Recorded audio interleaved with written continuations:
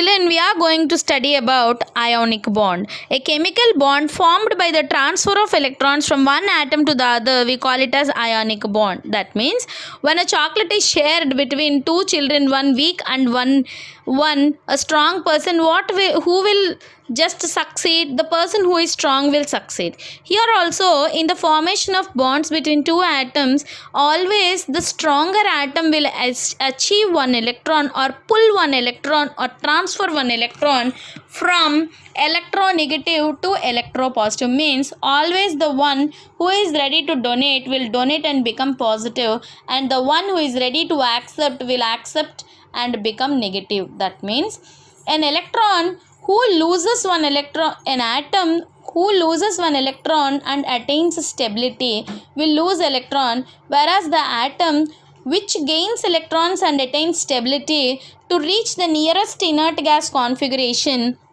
will form an ionic bond. I already told you. For example, here you can see many are there. An ionic bond is formed by transfer of electrons. We define it as transfer of electrons from one another to another atom is called ionic bond. An ionic bond is formed when one atom donates electrons to achieve the nearest inert gas electron configuration, whereas the other atom needs electron to achieve the nearest inert gas configuration to attain stability. For example, metal atoms have the tendency to lose electrons. The metal atoms have usually 1, 2, 3. For example, I told you sodium has 1 electron, magnesium has 2 electrons, aluminium has 3 electrons in its outermost configuration. So what do? They just lose. Sodium loses 1 electron, magnesium loses 2 electrons, aluminium loses 3 electrons to attain the nearest inert gas configuration, neon. These are metals. Whereas the non-metals will just accept 1 electrons and become stable to achieve the nearest inert gas configuration, argon. Example, fluorine will accept 1 electron to get 10 electrons equal to inert gas configuration and accept 1 electron. Chlorine, it has 17 electrons. If it attains 1 electron, it will become equal to 18th element, argon, in inert gas, and it accepts 1 electron to form 18th atom, argon. So this is how we are going to see few examples. Formation of sodium chloride. Sodium metal has 11 electrons in its electronic configuration, that is in K shell 2 electrons, L shell 8 electrons, 2s2 2p6, and M shell 1 electron. So sodium loses 1 electron to become Na plus. Children, you may have a doubt how to remember 1 electron, 2 electrons. Just remember 11, 12, 13. Sodium, magnesium, aluminium. These are very near to the inert gas configuration, neon, 10 electrons. So accordingly, sodium loses 1 electron, magnesium loses 2 electron, aluminium loses 3 electron. Even potassium also, its atomic number is 19. If it loses 1 electrons, it becomes equal to 18 argon and inert gas and becomes stable in its configuration. So potassium also loses 1 electron. Now we are going to see few examples. Formation of sodium chloride. In sodium chloride, 11 electrons, sodium loses 1 electron and becomes Na plus. Chlorine accepts 1 electron and forms Cl minus. So therefore, this transfer of electron from sodium takes place to chlorine. Sodium loses 1 electron to chlorine and becomes Na plus Cl minus. Both combine to form an ionic crystal, NaCl. So this is how you can see the transfer of electron takes place from sodium to chlorine. You have to represent these diagrams as shown on the figures. Next, formation of potassium chloride. Potassium has its atomic number 19. Its electronic configuration is 2, 8, 8, 1. Means you have to write likewise 1s2, 2s2, 2p6, 3s2, 3p6, 4s1. So this 1 electron in its outermost orbit is transferred to chlorine. So its electronic configuration is 17 electrons in chlorine. It accepts one more electron to form argon configuration, an inert gas nearest one to form. So the electron is transferred from potassium to chlorine to form KCl and ionic crystal. Next one, you can see formation of magnesium chloride. Magnesium has 12 electrons. Its electronic configuration is 2, 8, 2. Means 1s2, 2s2, 2p6 and 3s2. So it loses 2 electrons in its outermost orbit and therefore it becomes Mg plus 2. So these 2 electrons are transferred from magnesium to chlorine. So chlorine accepts these 2 electrons. For 2 chlorine atoms, 2 electrons. 1 chlorine atom, 1 electron. So in chlorine we have 7 electrons in its outermost orbit. So each chlorine needs 1 electron to become stable to get the inert gas configuration argon. So therefore 18 electrons will be formed for each chlorine. So for 2 electrons from magnesium is transferred 1 each to chlorine to become Cl minus Cl minus. So it forms an ionic crystal MgCl2. So Mg plus 2 is cation, 2Cl minus is anion. You can see transfer of 2 electrons from calcium to 2 chlorine atoms, 1 each 1 electron.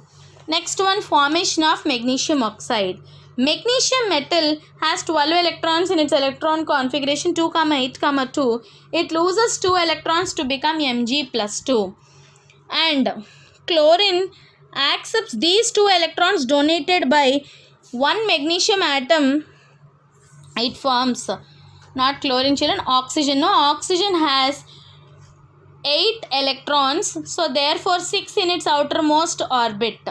That is 2, 6. These 2 electrons are accepted from magnesium. So it forms Mg plus 2 O2 minus. 1 oxygen accepts 2 electrons to become 8.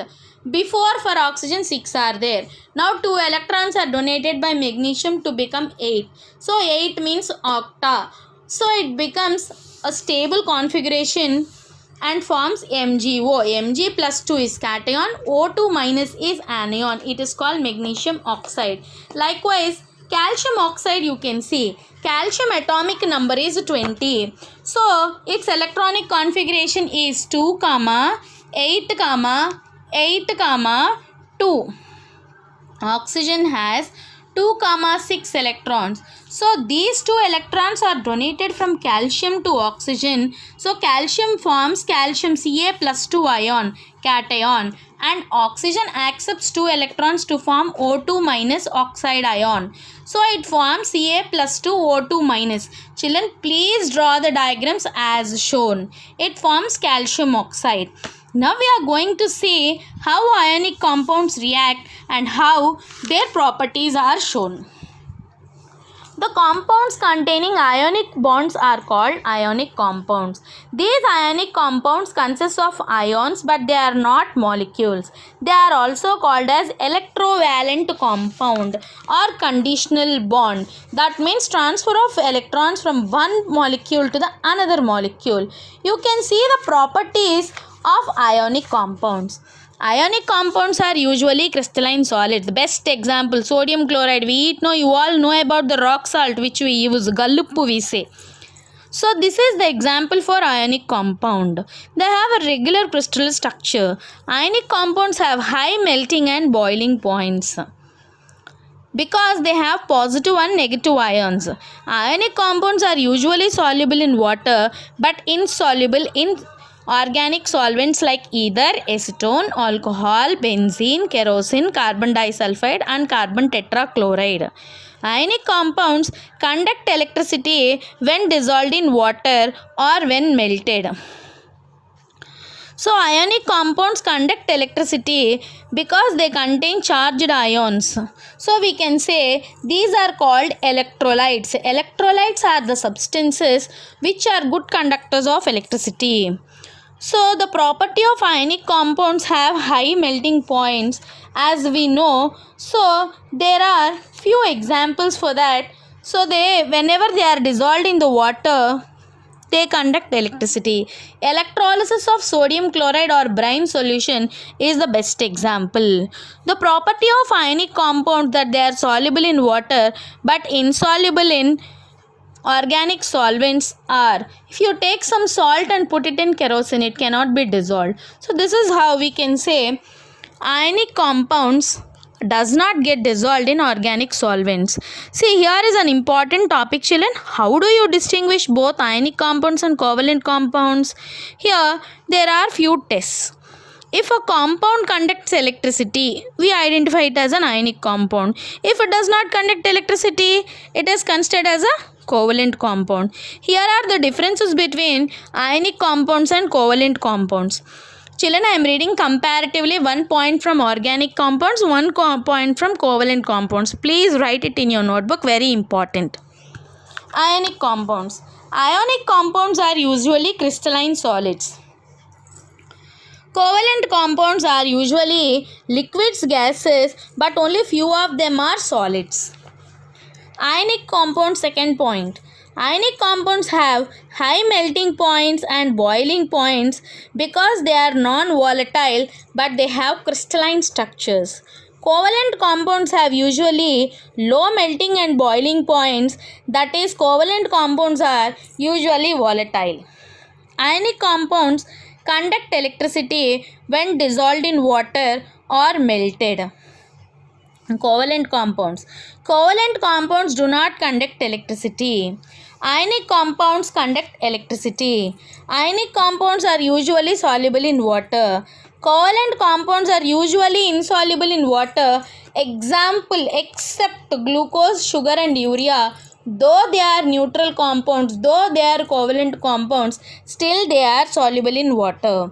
Ionic compounds are insoluble in organic solvents like alcohol, ether and acetone. Covalent compounds are soluble in organic solvents. Children, with this, your metals and non-metals lesson is completed. Please write the running notes and ask for doubts if you have. Thank you. We'll meet with the next lesson.